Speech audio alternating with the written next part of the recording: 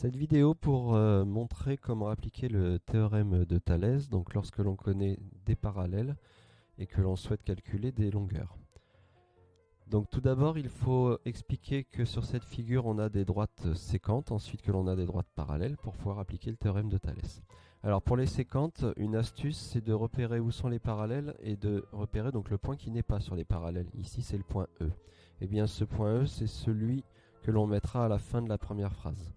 Une fois qu'on a repéré ce point E, on regarde quelles sont donc du coup les deux droites qui sont séquentes en E.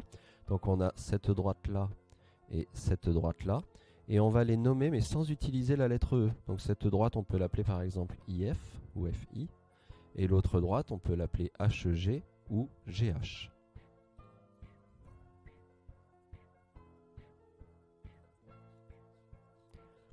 Une fois qu'on a ça, on écrit les parallèles. Alors, très souvent, elles sont données dans l'énoncé, donc il suffit d'aller chercher l'énoncé. FG et IH sont parallèles.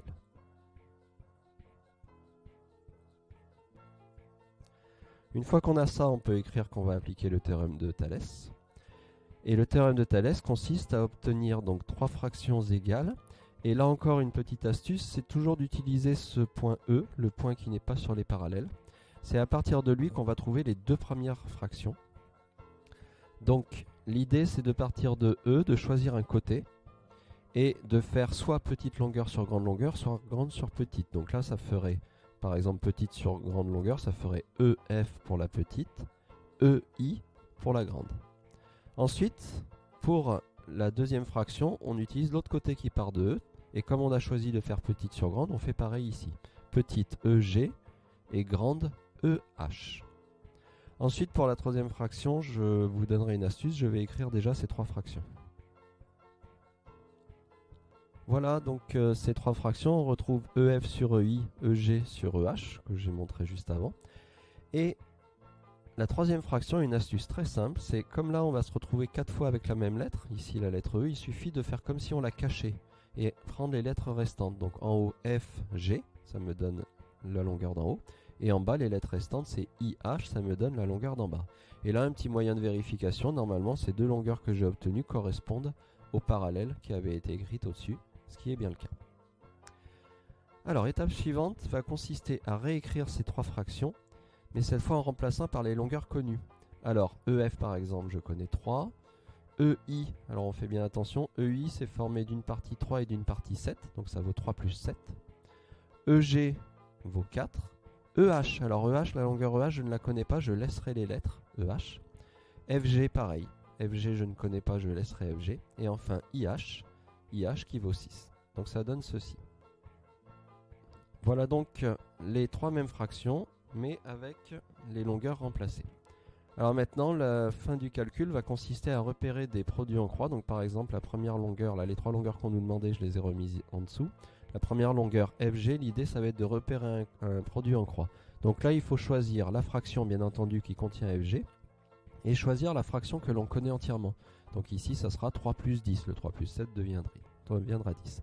Donc on va faire comme si la fraction du milieu n'y était pas, on n'en a pas besoin, et visualiser un produit en croix. Voilà donc le produit en croix qu'on visualise. Donc l'idée c'est de se dire que cette longueur FG, ça va être 3 fois 6 divisé par 10. Donc que je viens écrire ici. Voilà, donc ce 3 fois 6 divisé par 10, ensuite on le calcule. Il vaut 1,8. Et on regarde les dimensions de la figure. L'unité c'était des centimètres, donc on obtient 1,8 cm. Pour EH, ensuite, ça va être le même fonctionnement, sauf qu'on va modifier le produit en croix en utilisant cette fois la fraction qui contient EH et toujours la fraction que l'on connaît entièrement. Donc ici, on visualise le produit en croix. EH égale 4 fois 10 divisé par 3. Alors là, pour ce produit en croix, il se trouve qu'on ne va pas tomber juste. Si on retourne voir l'énoncé, on nous demandait de faire un arrondi au millimètre. Donc il faut repérer où sont les millimètres par rapport au centimètre.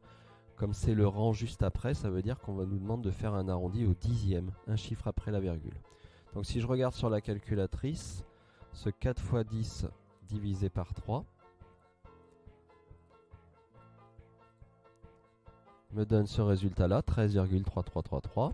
Donc je vais couper le nombre au dixième, ça fait 13,3. On pense à regarder ensuite le chiffre qui suit. Comme c'est un 3, on ne va rien changer. Le 13,3, qui est le nombre qu'on a coupé, me donne l'arrondi.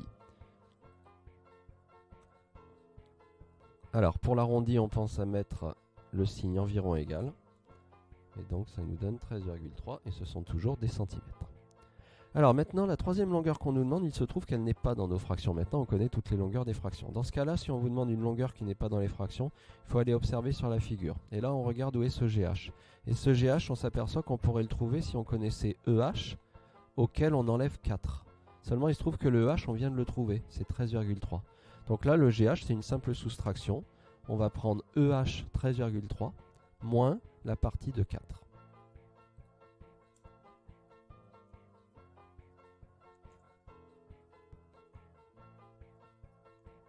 On obtient 9,3 cm. Alors pour être précis, c'est finalement environ égal. C'est-à-dire quand on a utilisé ce 13,3, c'était environ égal.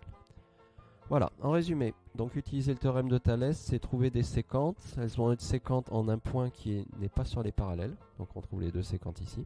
Les parallèles sont donnés dans l'énoncé. Les trois fractions, on fait bien partir les deux premières fractions de la même lettre à chaque fois. Et cette lettre, c'est de nouveau le point qui n'est pas sur les parallèles. Troisième fraction facile, on cache cette lettre. On regarde les lettres restantes et ça doit nous donner les parallèles. Ensuite, on remplace et produit en croix.